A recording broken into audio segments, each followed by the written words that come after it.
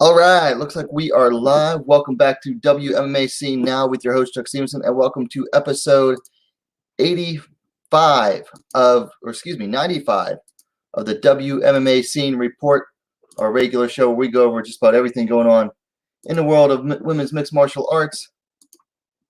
Let's see, there we go. There's the cover.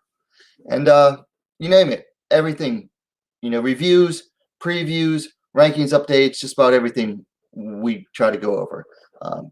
Tonight we're going to be previewing UFC 261, the ladies' fights. That's really all I really have wanted to discuss tonight.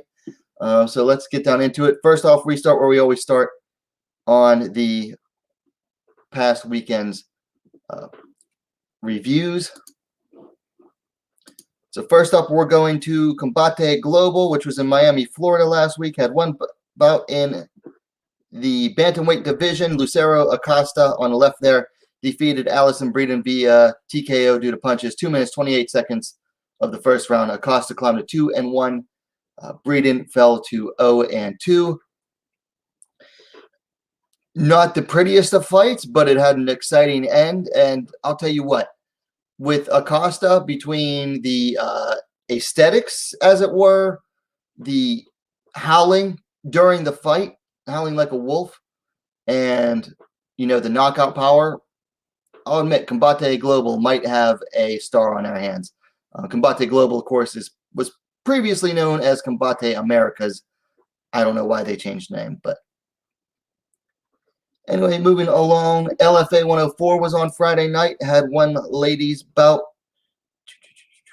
at strawweight. Sydney Trillo on the left there defeated Melissa Odessa Parker via split decision. Trillo climbed to 1-0. Parker fell to 0-1. This wasn't a bad fight. It is still up on Facebook, I believe. If you want to go watch it, go check it out. Nice little fight there.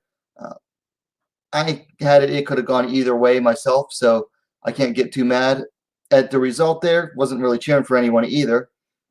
Parker is also known as a boxer, so.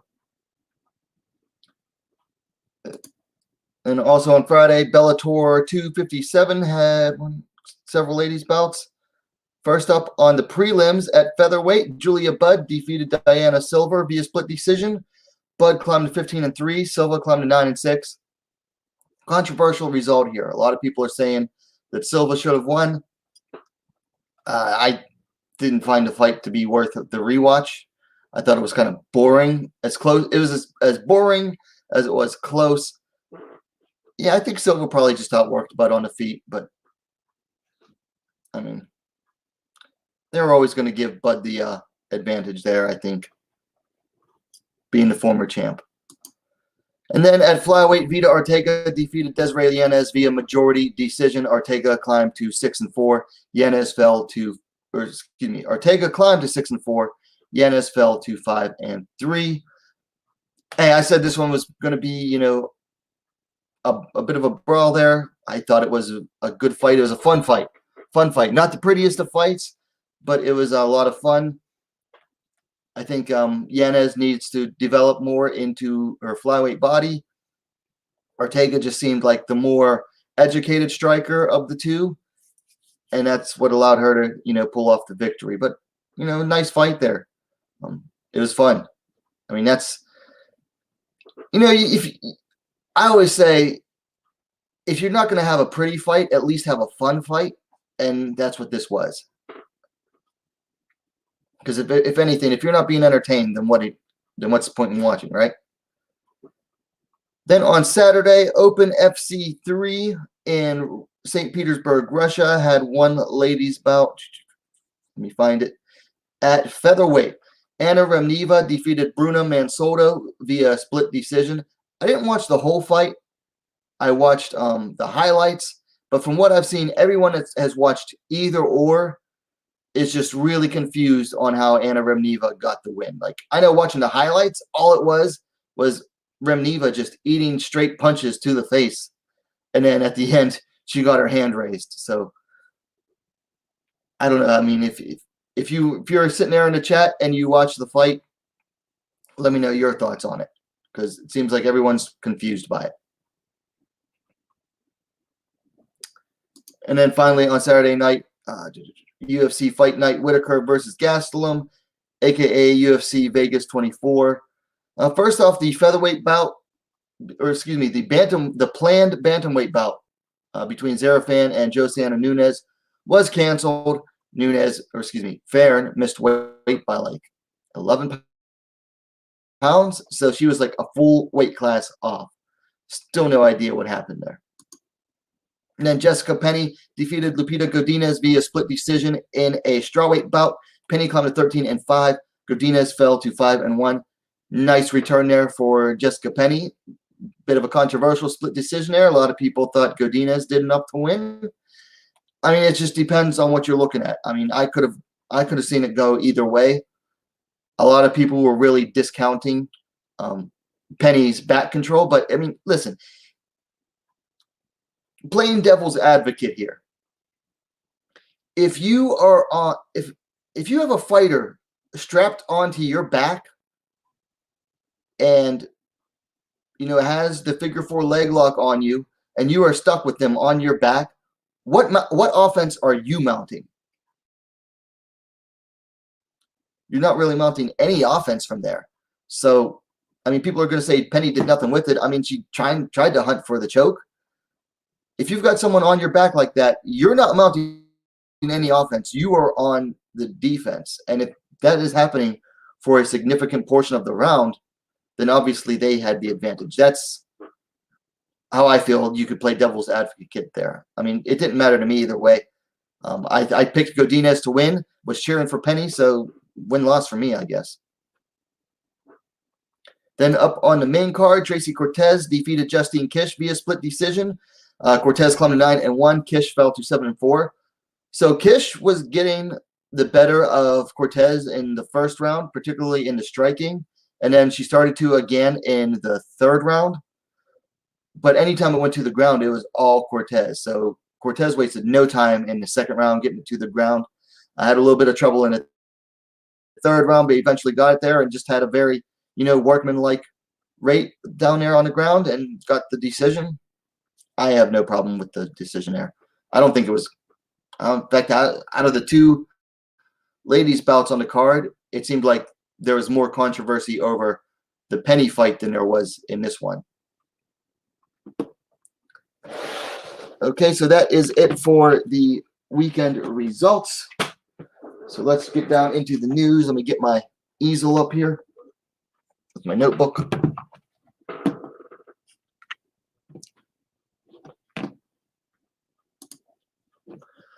Okay, so not a whole lot of news today, so which is good because it gets us into, the weekend preview a little faster. So first up, Submission Underground 22 goes down this Sunday, April 25th. It'll be on UFC Fight Pass, and it's going to feature a grappling match between UFC fighter Jillian Robertson and Invicta fighter Liz Tracy. So get to see some Jillian Robertson doing what she does best, which is grappling.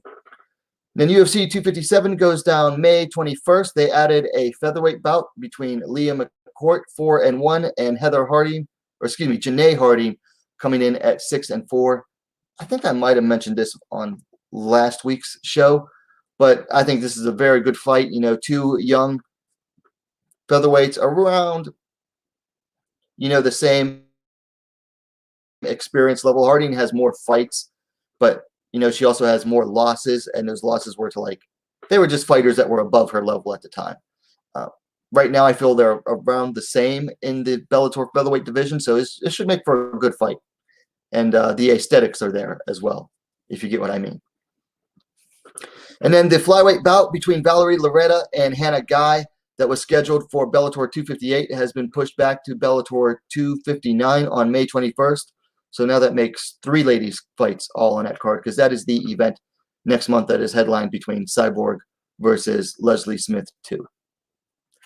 And then Double G FC7 goes down June 5th in South Korea. They're having the inaugural atomweight title bout between Bohyun Park and Yerin Hong. Both are coming in at 3-1. I've seen both of these ladies fight before. Very, very much looking forward to this. Hong, in particular, has a very exciting fight style, particularly heavy-handed for someone her size.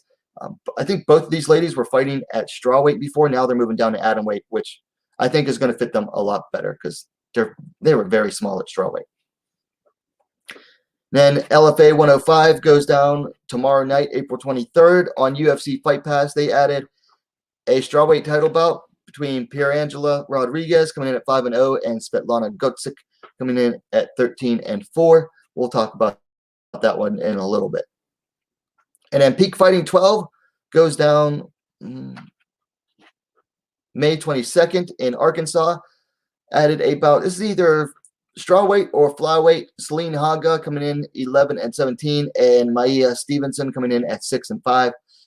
Stevenson, you might recognize. She was on the Ultimate Fighter, the flyweight season.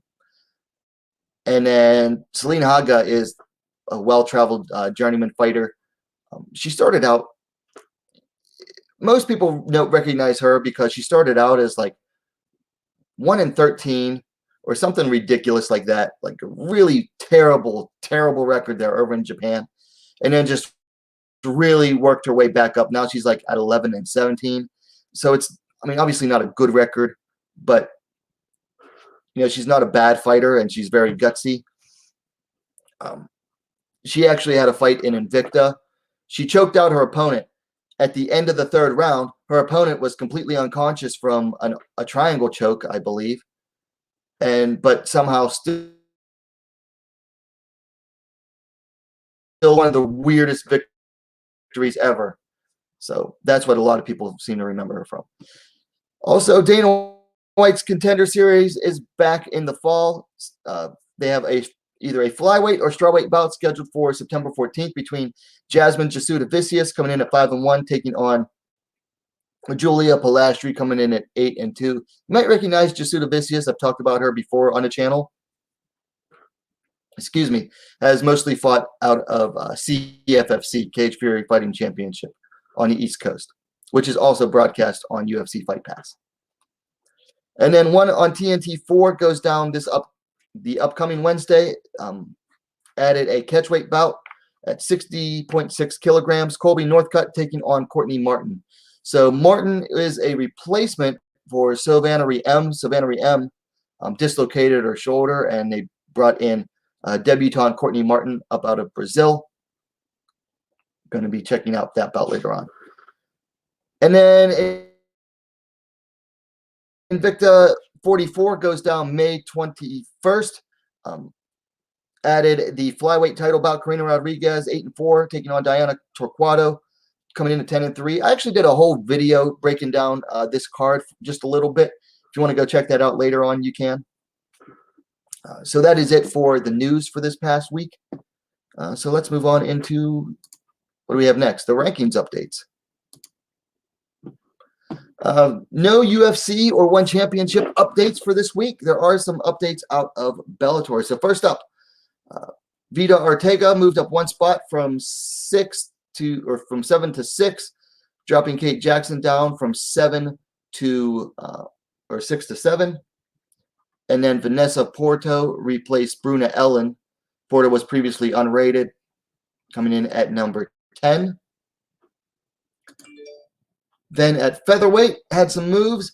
For some reason, Leah McCourt moved up one space from 8 to 7. Moving Bell down from 7 to 8. Jesse Mealy moved up from 10 to 9. Toledo Noguera, who is coming off a win the week before or 2 weeks before, now moving up to 10, who was previously unranked. And then dropping Olga Rubin from the ranks. I guess they had to pick someone to go. I don't understand why they dropped Olga Rubin when Mealy is also like 0-2 in her last 2. I mean, they're both coming off of 2-fight skids. I guess Mealy, because she was more active recently, stayed, and Olga Rubin went. I don't know, but I just found that weird. Also, it's pretty nonsensical to move up Leah McCourt one spot when she hasn't fought recently anyway. I imagine the reason for that is the politics. She's got a fight coming up with Janae Harding. So if they move them up one ranking spot of each other, it makes more sense. So that is it for your rankings update for the week. Like I said, not a whole lot going on this past week. By the way, the chat is open if you're watching live, so feel free to speak up in the chat. So first up this weekend, we're going to LFA 105 on Friday night. It's going to broadcast live on UFC Fight Pass. Has two ladies bouts. First up at strawweight on the main card, Tabitha Ricci coming in 4-0, taking on Shauna Ormsby coming in at 2-3. Ricci, the Brazilian baby shark, is undefeated, of course, most recently coming off a win over Vanessa Grimes 2.5 months ago. Bam Bam Ormsby coming off a TKO loss to Macy Bro in Icon a little over a month ago. Ormsby's the older fighter, 29-26 for Ricci. They stand the same height, 5 feet 1 inch, 155 centimeters. I'm going with Ricci on this one. I think they brought in Ormsby coming off a TKO loss for a reason. I mean, Ricci, she has yet to face anybody with a winning record, and it looks like that's going to continue for a while. LFA seems to be feeding her a certain type of fighter. Ormsby in her last fight got taken down fairly easily and pounded out. Now, she practically dismisses that last fight because of how it went down. Her opponent missed weight by several pounds and had to go up to like a catch weight and everything, but it's still a loss. Like, she still got beat badly on the ground, and that's what Ricci is, a ground fighter. So, one thing about LFA, they make it fairly obvious who the favorite fighter is. So you got to go with Ricci here, who will continue to fight fighters without winning records. And then in the main event, they have a strawweight bout. Pierangela Rodriguez taking on Svetlana Gotzik. La Fiera coming in at 5-0. The Phoenix Bird, Gotzik coming in at 13-4. Of course, Rodriguez undefeated, last fought a little over a year ago, defeating Kayla Rocco via unanimous decision. Gotzik having fought a year and a half ago, having defeated Magdalena Sormova via armbar submission, avenging a previous loss. Let's see. Rodriguez is the elder fighter, 28 to Gotzik's 24. Looks like she will stand 1 inch taller, 5 feet 3 inch, 161 centimeters to 5 feet 2 inch, 157 centimeters. Did a mini breakdown of this on its own video. You can check that out later if you want. I'm going to go with Gotzik on this one. She's way more experienced in the cage. She has a higher experience level as far as her opponents goes. And you know what? She is an absolute killer. There have been somewhat mini comparisons of her made to Ronda Rousey, mostly because her favorite submission is the armbar. And I mean, she's getting it on very good opponents. Now, Rodriguez looks like has a lot of finishes herself, although her last fight was a decision to Kayla Rocco. Rodriguez is another fighter. It's like she has one fighter on her record that had a winning record at the time at 3-1. Kayla Rocco was 1-0 at the time. But other than that, she hasn't faced anyone with any wins or anything. She's just very inexperienced. I mean, they could be bringing in Gotzik to lose to the South American, but I doubt it. So I'm going to go with Svetlana Gotzik to win this one, most likely by submission. Then on Saturday, we have KSW 60, Narkin versus DeFries 2. Has one ladies bout on the main card, Alexandra Rolla taking on Karolina Wojcik. Rolla coming in at 3-1. Polish assassin Wojcik coming in at 7-2. Rolla coming off a loss to Karolina Avzars via triangle choke a little over a year and change ago. Wojcik is on a 2-fight run over the past year and a half. Most recently fought and he got a decision over Sylvia Juskovic in KSW like 5.5 months ago. Let's see. Rolla Rola's the elder fighter by 3 years, 29 to 26 for Wojcik. Rolla is going to have the height and reach advantage, 5 feet 5 inch, 165 centimeters tall for Rolla to Wojcik's 5 feet 2 inch, 157 centimeters tall. And then the reach also in favor of Rolla, 66.9 inch, 170 centimeters to Wojcik, 62.2 inch, 158 centimeters. In spite of the height advantage, for Rolla, I'm going to go with Wojcik to win this one. And if you get a chance to watch this one, try to check it out. Wojcik is must watch. She's always an exciting fighter. Not always she's not a finisher, but she is like nonstop action from bell to bell, just always coming forward, always in her opponent's face, and it gets her the win, more often than not.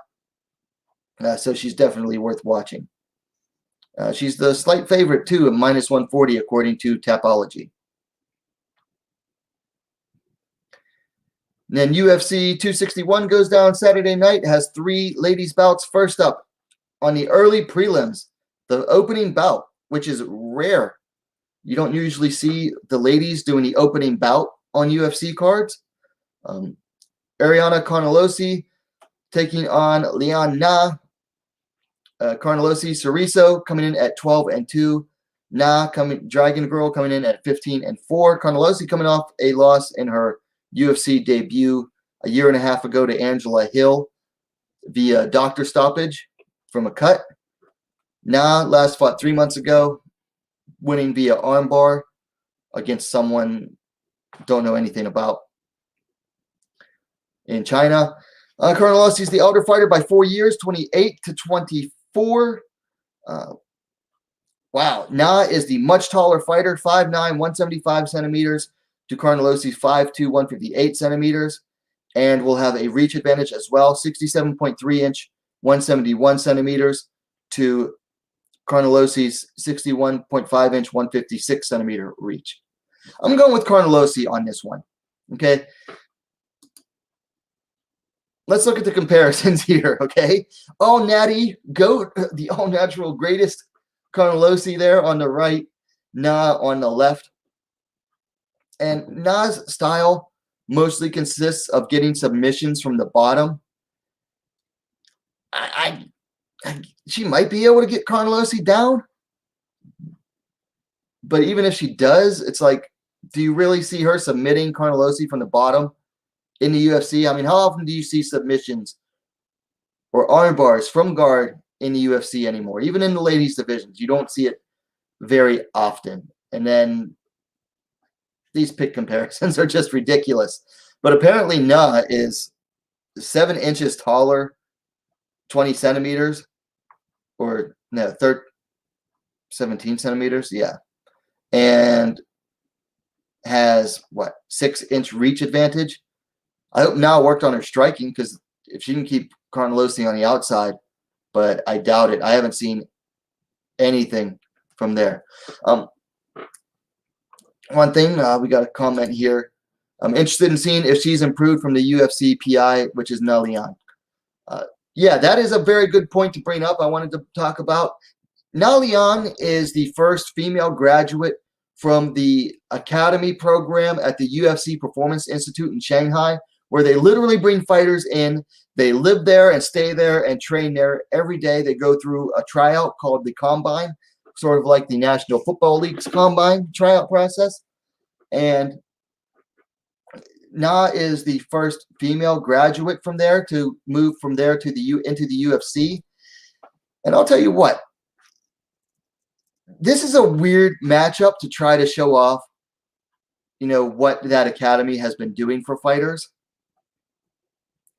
because you have just a drastically different fight styles and like body chemistries and makeup. I'm going with Carnelosi here. I'll be cheering for Na, though. Then moving on up to the main card, of course, one of the co-main events, Flyweight Championship. Valentina the Bullet Shevchenko taking on Jessica Bate Astaka Andrade. Of course, the champion Shevchenko coming in at 20-3. The challenger Andrade coming in at 21-8. Shevchenko most recently defeated Jennifer Maia via unanimous decision 4 months ago. Excuse me. Andrade, most recently coming off a knockout win via body shot over Katlyn Chookagian 5 months ago. Let's see. Shevchenko's the elder fighter, 33-29. She'll have the height advantage, 5 feet 5 inch, 165 centimeters to Andrade's 5 feet 1 inch, 155 centimeters. And Shevchenko has a reach of 65.5 inch, 166 centimeters to Andrade's reach of 62 inch, 157 centimeters. I had somebody asked me if I was going to do a video, like an independent breakdown of this one, and I decided against it because to me this fight isn't quite as interesting as the other ladies' title bout. Like, I'm taking Shevchenko. Here's the thing, though. Like, they are really hyping this fight up to be a lot closer than it is. But then you have the other side, which is the total opposite, and you have what I call them. I don't like the word simp, but they are the Simpchenkos. The people that believe that, like, Shevchenko is just the greatest thing since sliced bread and act like she is completely and utterly invincible. And I disagree with that take as well. I think the line is more in the middle. Like, it's not as close as the UFC is making it out to be, but it's not as way out here as the Simpchenkos are making it out to be. It's more like still favors Shevchenko highly. Here's the thing, though. If Andrade isn't the style to do it, then to beat Shevchenko at flyweight, then nobody is. I mean, she definitely has a chance. She has the puncher's chance. She has power, okay? Everybody has talked about Andrade's power. And I've heard comparisons saying, well, if Shevchenko didn't get knocked out by Nunes at flyweight, or at bantamweight, then how is Andrade, a former strawweight, going to do it? Well, you got to remember, Andrade is a former bantamweight herself. She has like knockout or technical knockout wins across 3 divisions. And Andrade hits harder than, she's probably the pound for pound hardest hitter in the women's divisions in the UFC. Even more so than Nunes. And people are going to say, hear me out. Like I said, she has knockout or technical knockout wins across 3 different divisions. More than just, straight up knocking someone unconscious. She also has that incredible body shot knockout against Chookagian. I mean, beat Chookagian in the first round faster than Shevchenko was able to. So Andrade has a chance here. Also, Shevchenko has not fought a style like Andrade's, where Andrade is going to be constantly in her face looking to open up prolonged striking battles. Shevchenko does not like prolonged striking battles. She is going to try to counter and stop Andrade there and move and reset. That's her favorite counter strategy. If it goes to the ground, Shevchenko is definitely the technically superior fighter, but again, both of them are really strong for their size. It's ridiculous how strong these 2 ladies are. If it goes to the clinch, I favor Shevchenko as well, because Andrade's problem is that she relies on, her toughness a little bit too much. So I'm picking Shevchenko to win. I'm cheering for Andrade. I cheer for Andrade all the time. Yeah, I don't think this fight is as close as like the hype machines are making it out to be, but it's definitely not as far apart as the Simpchenkos are making it out to be. Then in the other co-main event above this one, the Strawweight Championship, Magnum Weilizan taking on Thug Rose Namajunas. Jean coming in at 21-1, Namajunas coming in at 9-4. Jean, of course, hasn't lost since her pro debut. Most recently, defeated Joanna Jędrzejczyk via split decision a year ago. Namajunas coming off a split decision over Jessica Andrade 9 months ago. Before that, had that loss to Andrade almost 2 years ago. Jean coming in the elder fighter, 31 to Namajunas is 28. Namajunas is 1 inch taller, 5'5", 165 centimeters to Jean's 5'4", 163 centimeters. Namajunas has a reach advantage as well, 65 inch, 165 centimeters to Jean's 63-inch, 160 centimeters. Namajunas definitely, her reach is definitely a lot longer in the ring than it appears on paper. So I did a full video breakdown of this. Please go check it out if you haven't yet. I took Zahn on this one. I think it's going to be very close. For me, if you were to ask me who is the technically superior fighter, I'd probably go with Namajunas. Just because Zahn, everything she does is technically correct, but she's very repetitive and kind of predictable. I think Namajunas has more ways to win that are out of nowhere than Zahn does. But to me, it's going to come down to willpower more than anything else. And I got to go with Zahn because as the rounds go on, even as each individual round goes on, but definitely as the fight goes on, Zahn's going to keep going more powerful, whereas Namajunas tends to fade, from the start to the end of each round and from the start to the end of each fight. If Namajunas is going to win, I think she's got to do it early. Or she's got to maintain herself for 3 out of 5 rounds, which is going to be difficult because Zahn is going to be in her face. I mean, try as she might to, stay on her toes and dart in and out with her footwork, I don't think Namajunas is going to be able to keep Zahn off of her. Zahn's going to be in her face for 5 rounds. And so if Namajunas is going to win, it's got to be by early stoppage. I see Zahn winning by decision or possibly stoppage later on in the fight. But like I said, I broke it down way more in its own video. Please go check that out. And then I forgot to upload the picture for this one. But one championship, one T on T4. It goes down on Wednesday. There is a ladies bout.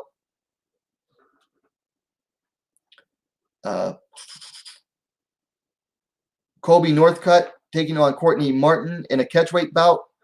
Northcutt's coming in at 1-1. Martin making her pro debut.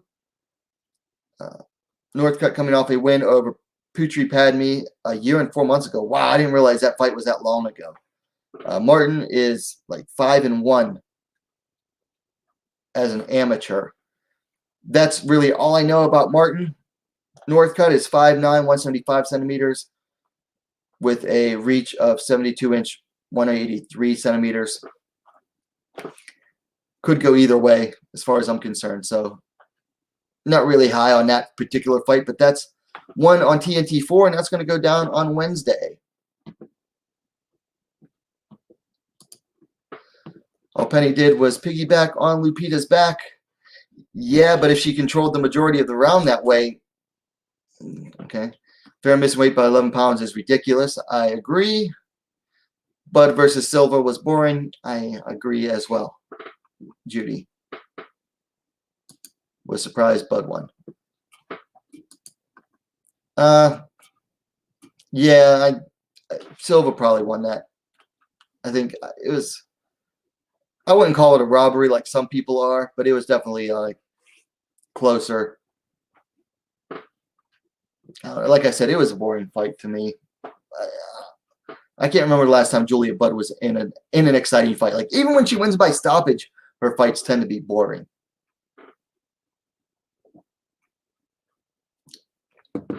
So that's really all I have for this one. Mostly just wanted to get the UFC 261 previews out of the way. What else is new lately? Let me see. So also on the channel, if you haven't checked them out, I broke down the UFC, or excuse me, Invicta 44 bouts. Went over who is who in each bout. Did the Zahn versus Namajunas preview. Talked about Amanda Nunes and Pena. Shields and her pro debut, MMA debut, Claressa Shields. The atomweight bout for double G7. That's really all I have for this week. It's a short show, but I wanted to definitely get it done and put out there. So thanks for tuning in. If you haven't yet, if you're on Twitter, please follow me on Twitter because, you get live updates when I'm watching the fights. I provide live updates. Any news updates, I immediately post them or retweet them to Twitter. So, and I post all of my fights there as well. You can follow me on there at NowWMMA. That's at NOWWMMA. So follow me on Twitter. You can also follow me on Instagram if you want. I don't really post there very often. It's at LETO1776. Other than that, if you're watching on the playback and you like the video, please give it a like. Share the video as well. Let me know your thoughts in the comments down below. And if you haven't yet, subscribe to WMMAC Now, the most complete women's mixed martial arts dedicated platform on YouTube. Hey, thanks for watching. We'll see you next time.